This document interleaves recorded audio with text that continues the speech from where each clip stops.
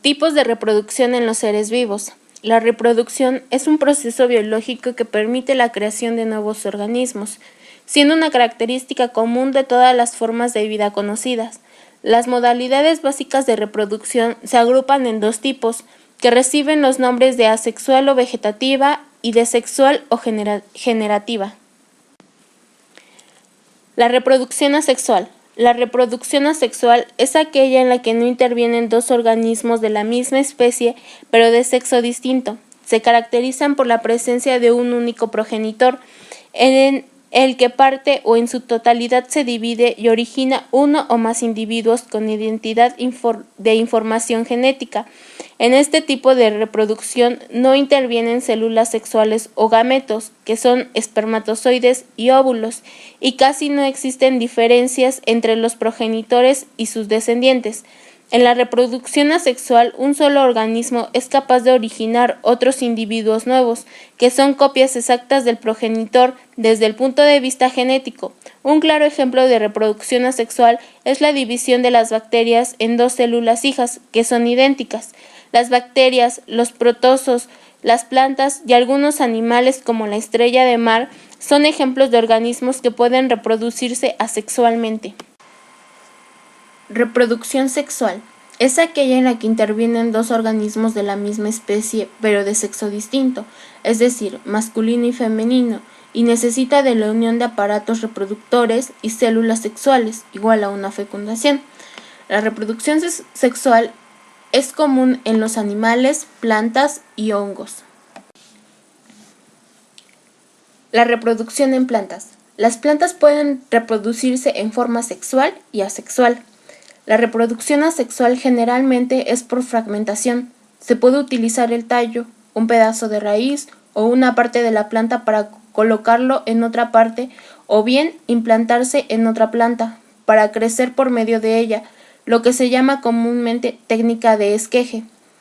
En la reproducción sexual, las flores son los organismos reproductores de las plantas.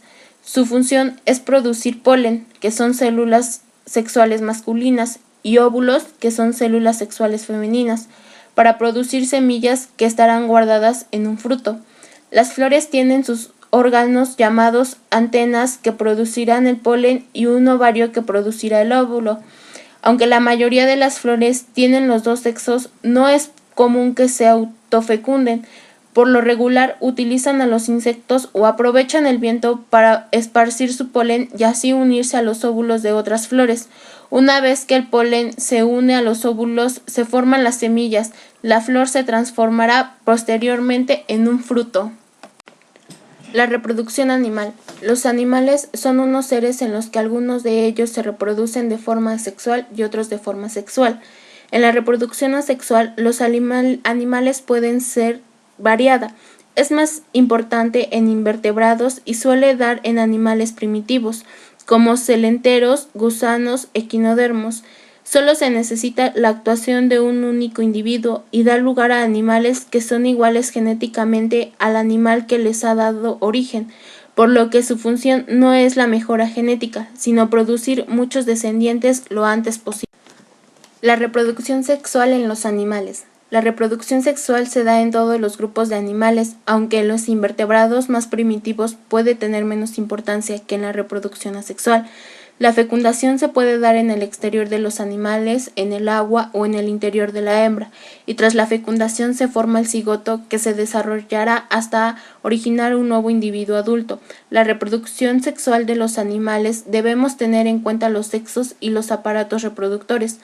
Por otro lado, debemos tener en cuenta que los animales pueden ser hermafroditas.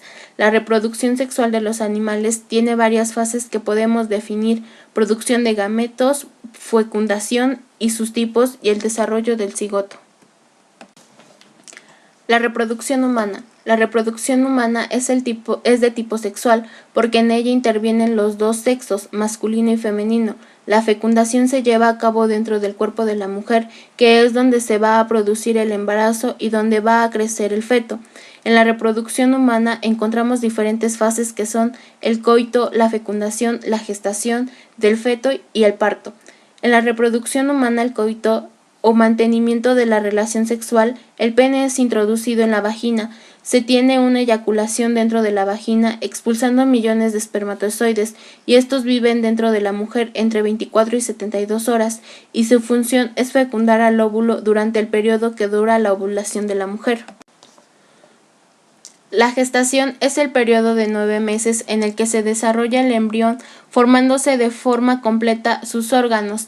El embarazo se divide en 3 trimestres, siendo el primero el más delicado, ya que es el trimestre en el que se puede producir un aborto espontáneo.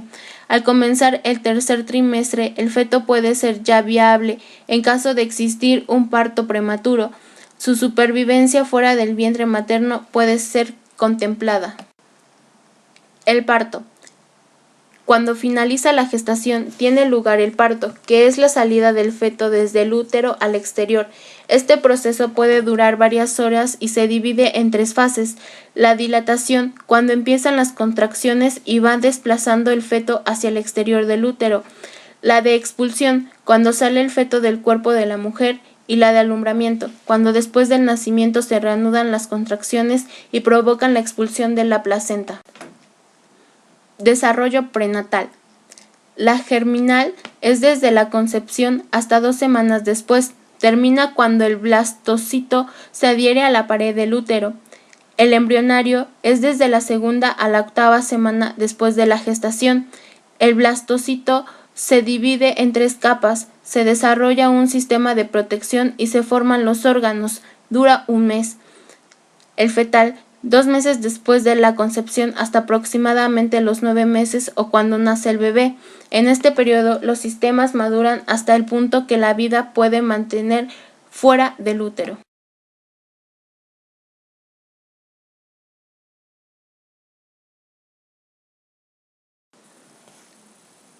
Estructuras químicas y biológicas involucradas en la reproducción celular. Cuando ocurre la división celular, el ADN de una célula se reparte entre 2 nuevas células hijas. En las células procariantes, la mayor parte del material genético está en forma de una sola molécula larga y circular de ADN, que es el cromosoma, el cual se duplica antes de la división celular. Cada uno de los cromosomas hijos se ancla a la membrana celular en polos opuestos de la célula. Cuando la célula alcanza aproximadamente el doble de su tamaño original y los cromosomas están separados, la membrana celular se invagina y forma y nueva pared se separa a las 2 células nuevas y a sus duplicados cromosómicos.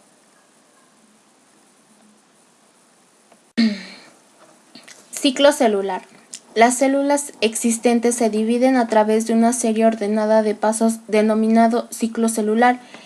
En él, la célula aumenta su tamaño, el número de componentes intracelulares, que son proteínas y organelos, duplica su material genético y finalmente se divide. El ciclo celular se divide en 2 fases. Interfase, que consta de fase de síntesis, fase S. En esta etapa, la célula duplica su material genético para pasarle una copia completa del genoma a cada una de sus células hijas. Fase G1 y G2, intervalo. Entre la fase S y M de cada ciclo hay 2 fases denominadas intervalo, que en las cuales la célula está muy activa metabólicamente, lo cual le permite incrementar su tamaño, aumentando el número de proteínas y organelos. De lo contrario, las células se harían más pequeñas en cada división. Fase 2. M. Mitosis. En esta fase se reparte a las células hijas el material genético duplicado a través de la segregación de los cromosomas. La fase M para su estudio se divide en profase. En esta etapa los cromosomas constituidos de 2 cromátidas hermanas se condensan en el núcleo, mientras en el citoplasma se comienza a ensamblar el uso mitótico entre las centrosomas. Metafase. Comienza con el rompimiento de la membrana nuclear. De esta manera, los cromosomas se pueden unir al uso mitótico mediante los cinetocoros Una vez unidos los cromosomas, estos se alinean en el ecuador de la célula. Anafase. Se produce la separación de las cromáticas hermanas, las cuales dan lugar a dos cromosomas hijos, los cuales migran hacia polos opuestos de la célula. Telofase. Aquí ambos juegos de cromosomas llegan a los polos de la célula y adoptan una estructura menos densa. Posteriormente, se forma nuevamente la envoltura nuclear. Al finalizar esta fase, la división del citoplasma y sus contenidos comienzan con la formación de un anillo contráctil. Citocinesis. Finalmente, se divide la célula mediante el anillo contráctil de actina y miosina, produciendo dos células hijas, a cada una con un juego completo de cromosomas. Cuando ya no se requieren más células, estas entran en un estado denominado G0, en el cual abandonan el ciclo celular y entran en un periodo de latencia, lo cual no significa que entren en reposo, ya que estas células presentan un metabolismo activo, pues si estas células reciben el estímulo adecuado, abandonan el estado G0 y entran al G1. Algunas poblaciones celulares altamente especializadas, como las fibras musculares o neuronas, al entrar en estado G0 abandonan indefinidamente el ciclo celular. Consiguen el embarazo en una pareja con el RH incompatible con la selección genética de embriones.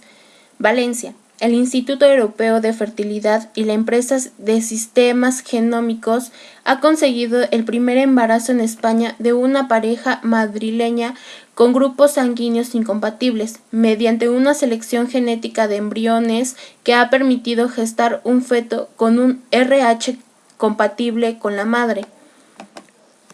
Este embarazo se encuentra en la semana 14 de gestación. Ha sido presentado hoy en rueda de prensa en Valencia por el director médico del IEF, con sede en Madrid, Alfonso de las Fuentes, y el director de la Unidad Genética Reproductiva de SG, situado en el Parque Tecnológico de Paterna, Valencia. La pareja tuvo un primer hijo en el año 2006 con RH positivo, pero tras este embarazo no se le administró a la madre la medicación habitual en estos casos y generó anticuerpos que, al volver a quedarse embarazada en 2008, destruyeron los glóbulos rojos del feto y sufrió un aborto a las 20 semanas de gestación. Si querían un nuevo embarazo, existía un alto riesgo. Si era de manera espontánea y la única solución era aplicar la técnica de diagnóstico general basada en la selección genética de embriones, lo que implicó el uso combinado de técnicas de reproducción asistida y la genética molecular. La pareja, ambos médicos, se planteó la posibilidad de irse al extranjero para seguir el tratamiento, aunque finalmente la Unidad Genética Reproductiva de Sistemas Genómicos comenzó a principios del pasado mes de febrero a trabajar en el caso.